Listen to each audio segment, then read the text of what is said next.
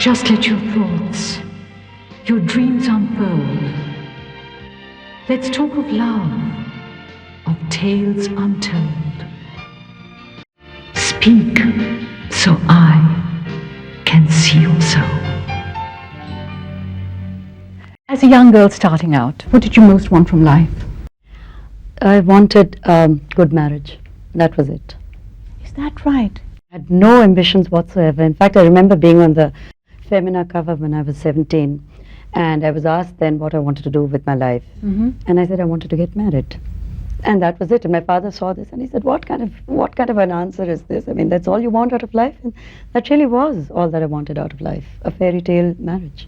But you know, everybody sort of pictures you as a career woman in that sense, because your career has been quite prominent in your life, hasn't it? It's happened by default rather than design, I'd say. Definitely. It was not something, I was never career oriented. I didn't have specific goals for myself. There was nothing I was working towards. There were no pinnacles, no mountaintops I wished to climb at all. Do you remember when I first met you, you were the fearsome editor of Stardust? Beautiful, brilliant, and a little bitchy. You're not cruel anymore, and I want to try and understand that phase. I was in my early 20s, and I'd like to describe that as the folly of youth. That's not an excuse at all, but you're young, you're impetuous, you're a little hot-headed. You have something to prove maybe to yourself, to the people who employ you. You want to make a success of a new product, a new magazine. You want to be devilish and you want to be wicked and you want to show how irreverent you can be, and a sense of perhaps a lack of compassion for people who were in a very showy business. Did it ever bother you that what you wrote or what you carried in your magazine was hurting people at that time? I knew quite a few people who were hurt. Did it bother you personally? Did you get any pangs or any guilt or anything ever? Not really. I felt completely indifferent, if the truth be told. I felt a sense of such absolute detachment, I really didn't give a damn. And it would be very hypocritical for me to say at this point that I died each time something appeared in my magazine. I mean, then I must have died 2 million times in those 10 years that I edited Stardust, and that just simply isn't true. A lot of people have met you for the first time in my house, and invariably they said to me, oh, but she's so different to what we expected. She's warm, she seems caring, she seems almost human. Tell me, why is your image so different, Shobhaa? I think it's the whole package that doesn't quite conform. There is a persona that's the journalist, the columnist, the novelist, and there is the other person I don't always want the world to see. And maybe that's my defense. It's my barrier. I don't necessarily want to be exposed to anybody and everybody. If you were to meet someone for the first time who had no preconceived notions about you, how would you describe yourself to them? I'm not that complex or complicated. I'm not that hard to figure out. I think I'm pretty upfront. I don't think I play games. I don't think I'm devious or manipulative or calculating. And people who meet me one-on-one and without, as you said, the all-important preconceived ideas would find that out very quickly if they're smart enough and shrewd enough. Do you hurt easily? I don't know. I'm not sure. What hurts you? The only area of vulnerability as far as I'm concerned, the only area is really my children and my family, my husband. And if they were hurt, I'd be hurt. Nothing else touches me. Do you expect loyalty from friends, and if they betray you, how do you feel? Does it bother you? I have very few friends, and so far I haven't experienced that sort of betrayal. And I think I'm very lucky that I have the few people in my life who care for me, who know me for what I am, who I can trust and who trust me in return. So I don't know how I'd react. I'd probably be very shattered if that happened from a person I trusted and loved. Would you forgive easily? I don't know, but I'm not at all spiteful, and revenge isn't big on my priorities at all. I tend to move on. What is the greatest misconception about you? Maybe that I'm tougher than I actually am. Have things in your life come easily to you? Pretty much. I haven't had to kill myself for anything. Have you found it an advantage being a beautiful woman? One, I don't see myself as a beautiful woman, and this is not modesty. How do you see yourself? I see myself as an averagely good-looking person. Who do you think is a beautiful woman then? I think you're beautiful. Oh, Shobhaa. No, I'm sorry. I have to say this. Yes, you are. Oh, well, anyway. I think Sharon Stone is beautiful. She's gorgeous. You know, we often talk about, you and I talk about some mutual friends who don't really have anything special going for them, and yet they seem to be brimming with self-confidence. Lucky them. I know, and you have often said to me, my God, I mean, I wish I could have that kind of self-confidence. Mm-hmm. You have said that to me so often. I have. What would Shobhaa Day need to give her that self-confidence? Yeah, I have to think about that. It's not something that you need from the outside. Nothing can give you that. It's how you see yourself. And I'm not sure I even want to be that super confident, because I find it can be such a turn-off. But inside it must feel great. Yeah, I'm sure it must feel great, but it's something that I don't aspire to. It's not something that I die for. I'm curious about it. I'd love to be self-confident for a week or something, just to find out how it feels. I don't think people will believe it, that you're not self-confident. I think I'm pretty good at bluffing when I want to. So what do you mean? In which situations are you not confident? Not in social situations and foolish things like that. I mean, those are really so irrelevant. Self-image? Self-image, self-esteem, self-worth, how you rate yourself on a scale of 1 to 10 in all areas of your life. Really how you see yourself. I mean, what your reflection tells you first thing in the morning when you're brushing your teeth. What does it you tell look you? at yourself and say, wow, I mean, you know, yes, I'm great. I've never felt that way, and I've never seen myself in that light at all.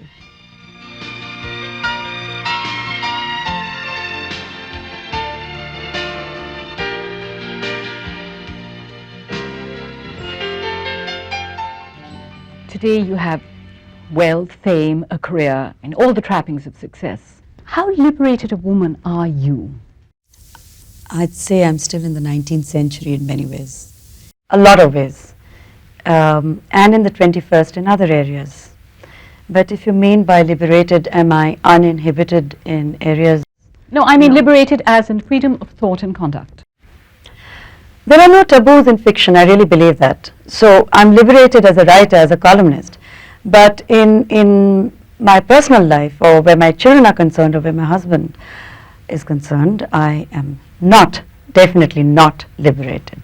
Your friends are always baffled by the dichotomy, the people who know you like I, by this apparent split personality.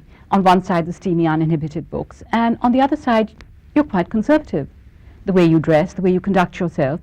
And I remember we were at a wedding, you and I, and everybody was in a very festive mood and high spirits, and everybody sort of got up and danced and did their own number. And you came to me and you said to me, my God, I don't know how people can dance like that. I couldn't for the life of me. Mm-hmm. And yet, in your books, I mean, the women do a lot more. That's what fiction is about. I mean, it's about escape, and it's terrific to be able to get out of your own skin, out of your own environment, and visualize yourself in another. And that's part of the challenge of writing fiction. It'd be very boring to reproduce your own life. You know, the gift, the talent is undoubtedly yours. But who or what has been crucial to your success, without which it would not have been possible? I think I've been fortunate in that I've always had the right person recognize some ability or talent in me at the right time in my life and give me a break. That happened when I started my career in journalism. It happened with publishing. It happened while I was modeling. It also happened when I got married. And now for the quick fire round. Immediate responses to just some random questions. What moves you? Movies, music, sunsets, children, old people. Your greatest fear? Becoming brain dead. What you dislike most about your appearance? Not the nose. The nose. Crazy. Favorite Indian cricketer? I'm going to lose a friend, I think. Kapil Dev. Sushmita Sen? Scary. Aishwarya Rai? Beautiful but a little bland. Narihira? Dynamic. Good friend. Jackie Collins? Love to make her kind of money. On a scale of 10, how do you rate your looks, 6.5, your intelligence, about the same. your personality, 7. sense of humor, 9. sex appeal, 4.5. sex appeal 4.5, and your honesty. 10, of course. 11. Okay, thank you so much, Shobhaa. Now, shall we meet your husband? I want to ask you both, how did you meet? Well, this is August of '84, I think, and I had to call a few friends home for dinner, and a friend of mine brought Shobhaa over to my home. You hadn't invited her? Well, I didn't know her at that time. He's too well-mannered to say this. I gate crashed his party. All right. I was delighted to see her, actually. You knew who she was? Yes, I used to read her columns, and through her columns, I think I'd imagined the person she was, and I wanted to meet her. But weren't you daunted by the image of Shobhaa? No. You weren't. No. So then what happened? The mutual friends introduced us. In fact, she was very shy to come, or embarrassed to come into the home, and she stood outside the door. What was the first thing you ever said to her?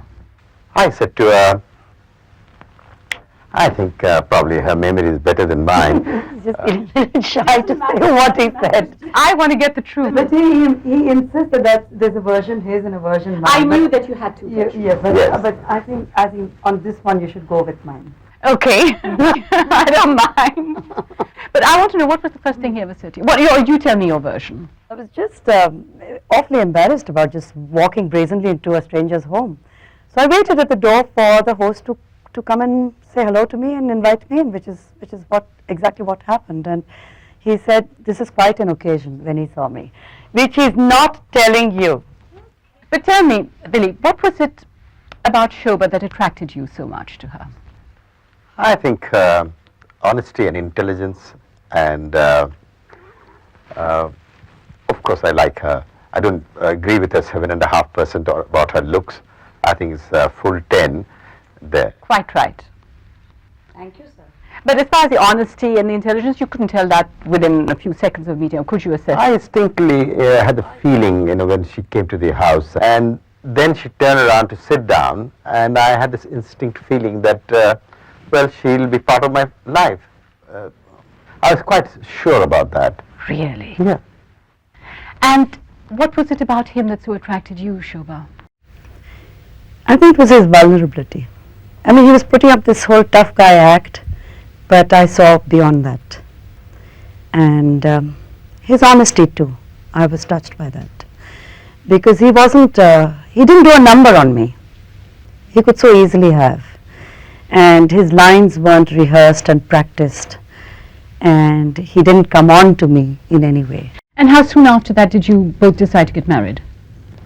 We met on the 11th, and we decided to marry on the 15th of August. It's pretty fast, isn't I it? think he decided in 3 minutes. He's lying about 15th. This was minutes after we had met. He asked me a few rude questions before that, like very obvious ones, like what's your age? And he said there's an 8-year age difference between us, which is perfect. He didn't specify perfect for what. Because he knew what it was for. Then he said, I know you're a Maharashtrian, and he said, I'm a Bengali, and there are lots of cultural affinities between us. And I'm saying, yeah, you bet there are. And then he says, so when can I meet your mother? When can I meet your parents? Absolutely like that, in that sequence, and within the first 3 minutes. For both of you, this is the second marriage. Tell me, does the second time round make one wiser? Well, for one, you're older. You're that much older. You have experience behind you, and the wisdom that hindsight always brings. And you have a far more constructive, more positive attitude. You work that much harder. You want to give that much more of yourself. You learn through your mistakes, at least I think. I certainly did through mine. Now your children. You have 2 from your first marriage. You have 2 from your first marriage, and you have 2 together. What kind of a formula have you arrived at that makes it all work? Well, it's an unusual situation, anyway, which way you look at it. And it's an unconventional setup by any standards. I think children have an antenna about these things. If you try to be someone you're not, if you try to project something that you aren't, they have an antenna. They can sense it. I think the best thing to do is to take it as naturally as possible and to do your best. And they recognize that too. That you're really trying very hard and you're being as fair, as impartial, and mainly as loving and supportive. That's very That is the key. That is the key. How do you cope with giving them the due share of time that each one deserves? To plug into 6 different temperaments, ages, requirements, needs, expectations, their aspirations. There's 6 very distinct personalities there. It's not as if clones of one another. So it is a lot of work, and sometimes the strain can get you down. And I don't ever fool them into believing that I'm a know-it-all mom who has all the answers. I make mistakes, and I tell them that I'm also human. I can be tired sometimes. I can be stressed out. I can be, there can be a lot of work pressure on me. Or so long as they know your intentions are honest, I think it works. They're one big happy gang. And I think we are very proud of that, and we're lucky about that too. Tell me truly, who is the dominating factor in this relationship between you two? I think, as a man, I think it's her prerogative to say so. Oh, sure. Only a domineering man would say that. So is he the star at home? He wears the pants for sure, and he cracks the whip, Yeah? calls the shots. Yeah? Whip in our home is called love. All right. It's a nice new word for it. New word for whip. Yes. In a home when we have children, I play the bad guy, fall guy, or tough guy, and she plays the mother, and I think it's natural too, because she has given birth to the children, and we don't fight against nature. So she is the protective, she takes care of them. I am the bad old guy. So the whip is cracked for the children, but not for the wife, is it? Wife? Don't they look so? She looks fit, doesn't she? Very fit. It's a great whip you're using. Okay, who is more romantic? I think both of us, really. Maybe I'm Bengali. Bengali. I thought so. I was wondering when we were going to get to that. Yes. But look, you must get on each other's nerves too sometimes. What do you fight about? You go first. No, I don't think I fight, but I like to correct her if she does, if she makes a mistake, which I think Like what? could be anything. I mean, because I think it's as a husband, a friend, a mate. It's one of my functions is to correct her, help her, to not to make the mistake again. What sort of a situation could you correct her in? Like what? We fight over fish all the time I mean, because I don't know how to buy the right fish. It has to smile, you see. I still haven't learned how to recognize a fish smiling. You have to smile when you buy the No, fish? the fish has The to be fish. smiling. The fish has to look happy and Do smile. any dead fish Yes, smile? yes, according to Bengalis, the good fish smile. And if you don't know how to pick the good fish, then you're not a good Bengali housewife. So I have to call him on the phone and say, listen, I've got this fish. And he says, but is it smiling or not? It's a smirk. You said no. But I said, I don't know if it's beaming, but it looks okay to me. Happy enough. to Happy be enough. dead. So then he comes home in the evening and says, I knew it. I knew you'd buy the fish that wasn't smiling. That's what we fight over. Do any of you sulk? I don't. I do. Oh, what does that mean she does? Yeah, that means, that's But code she's- for she does. Eye that was suppressed. I think she's grown out of that now. Initially, I think she had that problem, but I think Problem. Yes, I could sulk for days actually. but I think she's matured now. Oh, thank you. I must tell you this. We started a discussion which became demonic. It continued for 12 hours because somebody made a statement saying that women prefer chauvinistic men. Do you think this is true? I can't talk about other women in general, but Don't. Don't you dare. but I think she likes someone in her mind like a father. She had in a person who was in control. Takes charge. Yes, and I think I'm a take charge guy, and so if you do that with her, I think the problems can be sorted out quite rapidly. Firm, take charge, but at the same time, honest, romantic type. Okay, Dilip, a successful, beautiful, desirable wife who's famous and celebrated. Most men in the world can't cope with it. Their egos can't cope with it. How do you? She is my wife, and I love her. And I like to see her, the first author in India selling 1 million books. And I don't think she's reached the level which I expect her to reach. But what does it do sometimes for your ego? Doesn't it bother you sometimes to play second fiddle? But, Simi, the ego business is a huge liability. And it's one of the things which when in my morning prayer I say that it should never be in my system. Not only wife, forget the wife part, with any friends, business rivals, no. So it's not in my... Nature. It is not in my nature. And she is the person whom I love. And the question of these business of, rivalry, that's in a formal rivalry really. I mean, how and why should it ever creep? And I think I like to see her doing much better really. If you could acquire one quality from each other, let's say you could acquire one quality from Dilip, what would it be? His dynamism. He's a go-get-it kind of a guy with a lot of energy, and he's far more optimistic and upbeat than I am. I'm not as strongly motivated, and I think I prefer softer options. So I would like that from him. Which one quality would you like to acquire from Shobhaa? Well, her feet are always firmly on the ground. I tend to fly. How has living with Dilip changed Shobhaa? Sometimes I think I'm unrecognizable. Like how? From the person I was before I met him. I was far more hot-headed, impetuous, selfish, self-willed, far more outspoken. I think living with him, I've mellowed, but in a very positive way. He's had a very constructive influence on my life. I feel secure, I feel looked after, loved, cared for. I also feel understood. That is the key. And accepted, warts and all. Well, thank you both so much. I really enjoyed this. Thank you, Simi. Thanks, Simi. That was fun.